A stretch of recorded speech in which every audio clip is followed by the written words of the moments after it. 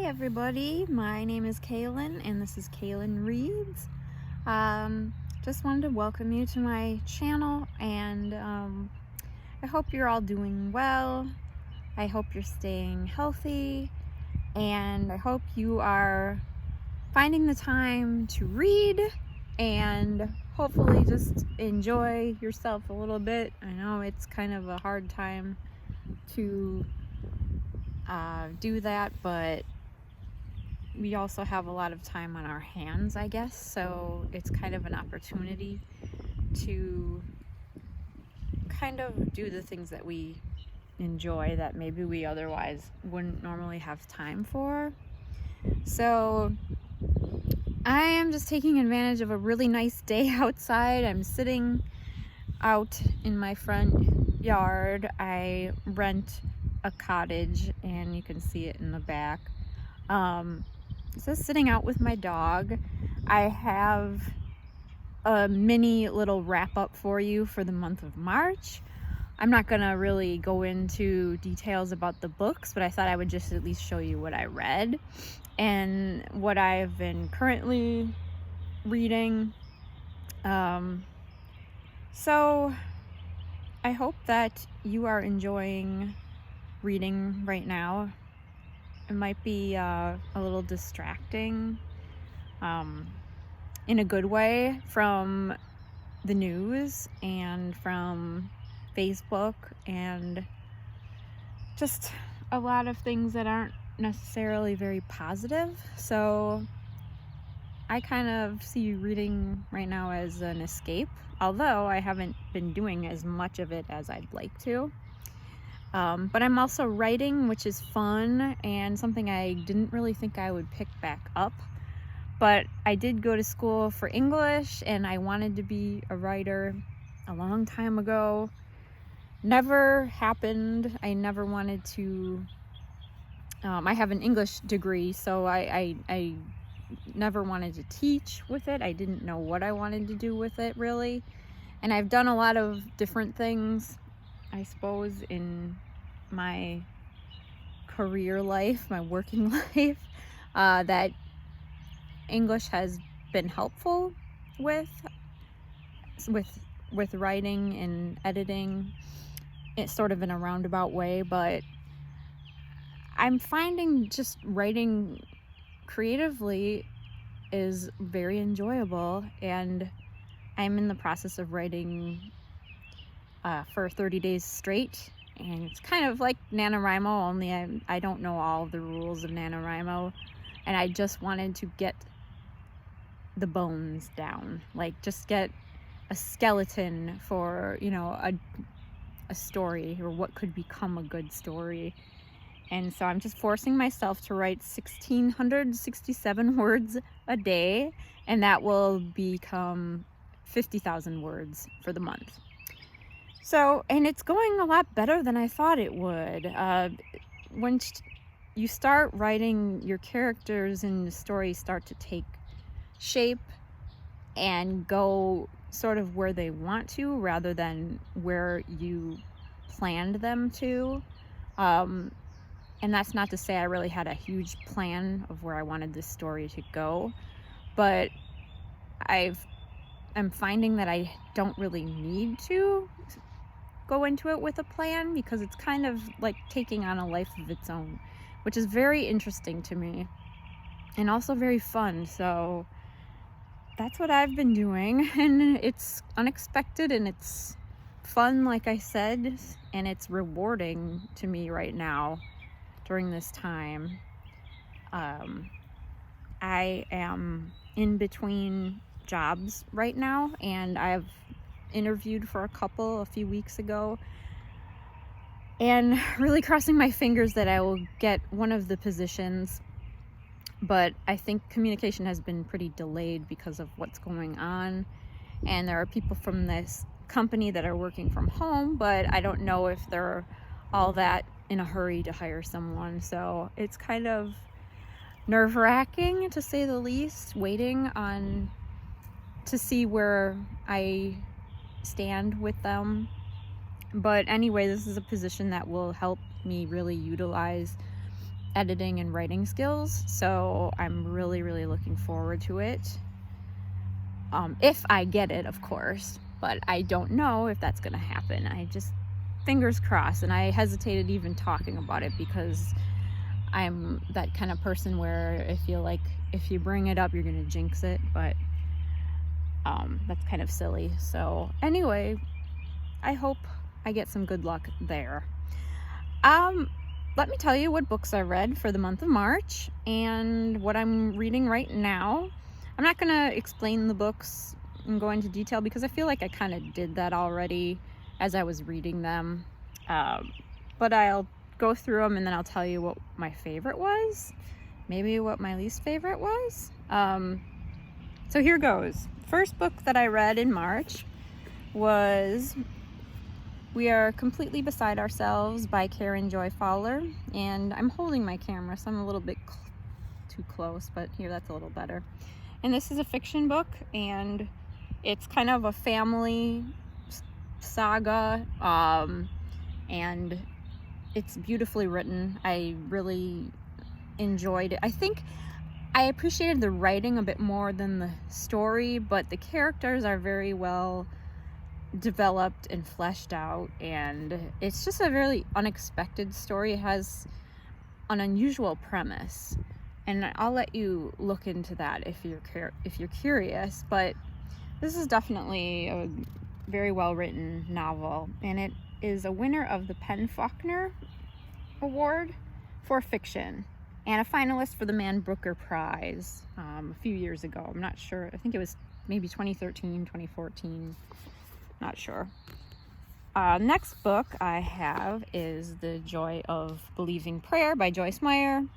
And I have sort of an on-again, off-again relationship, I suppose, with God and with Christianity.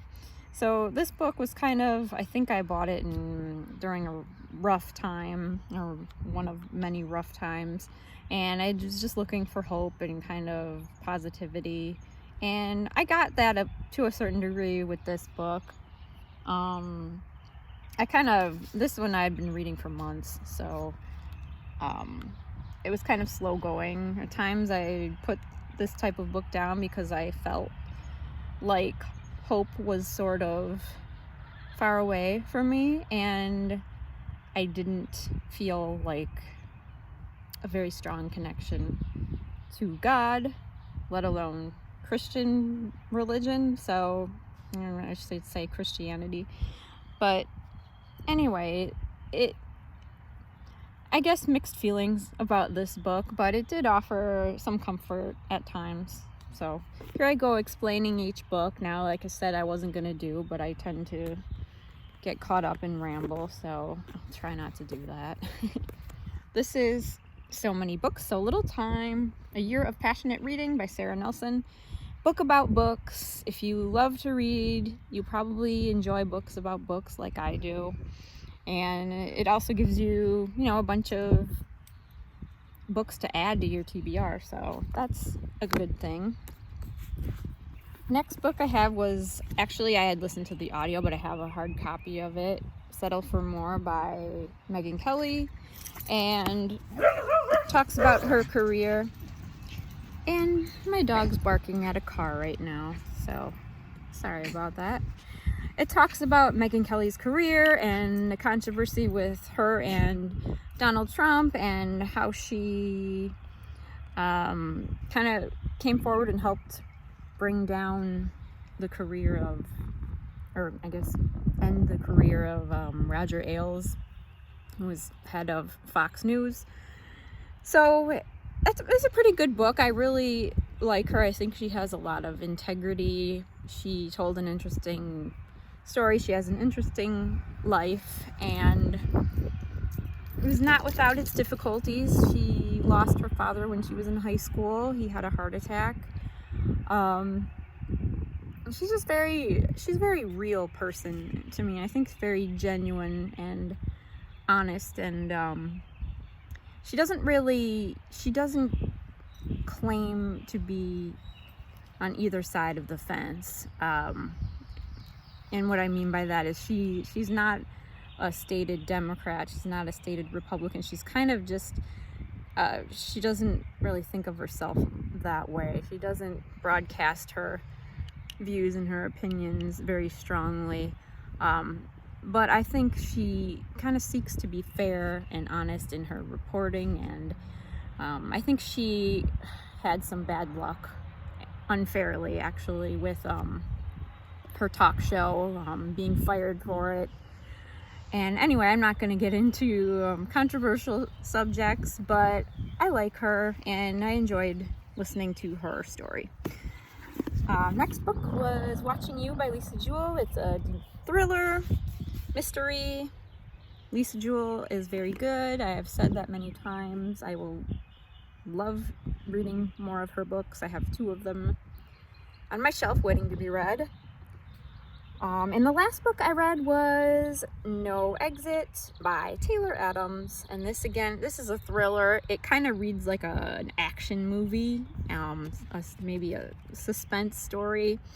The writing was rather average. I thought it was a little bit annoying, I think, in some of the highly descriptive sentences to establish the environment and the setting, things like that. Just some of the descriptions were a bit heavy-handed, I think, and just kind of dragged it down a little bit. But at the same time, it was rather swiftly paced too, and I thought it was done pretty well, and the ending was wrapped up pretty good too. So that's No Exit by Taylor Adams. That was a grocery store kind of novel, mass paperback. Yeah, so that was the 6 books. Those were the 6 books that I read this month. I'd have to say that my favorite one was probably Watching You. I know, surprise, by Lisa Jewell. It was just one that I was the most interested in, the one that kept me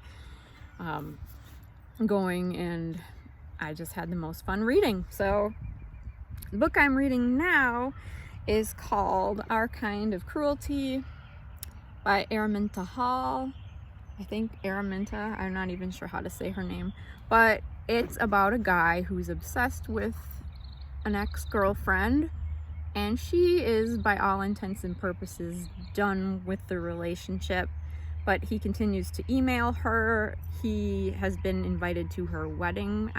For what reason, it's unclear to me, but yeah, she's getting married to another guy, and he comes to her wedding, but he thinks this whole time that this is just a game that she's playing with him, and that a game that they're both in on, and that she's going to need him in her life, and they are going to end up together one way or another. So kind of an obsessive stalker type story, although we don't know much about this woman yet, or what her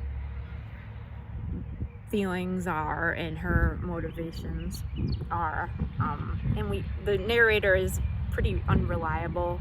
We don't know if maybe there's some truth to this game that he thinks is going on. So anyway, that is that story. I'm also reading The Silent Patient by Alex, I think Michaelides, and I read 50 pages of that and returned to this book that I'm reading, Our Kind of Cruelty. But I'll be switching back to that probably when I finish this one. It was good. It wasn't there wasn't any real reason why I stopped reading it, but I really wanted to read this book. So yeah, anyway, I hope you're enjoying whatever you're reading right now. Let me know in the comments what you're reading, and try to stay positive during this time. I hope you're able to get outside. I know everyone doesn't live in the South, but if you're able to get some fresh air, do so, and stay healthy, stay safe, and I will talk to you next time. Bye.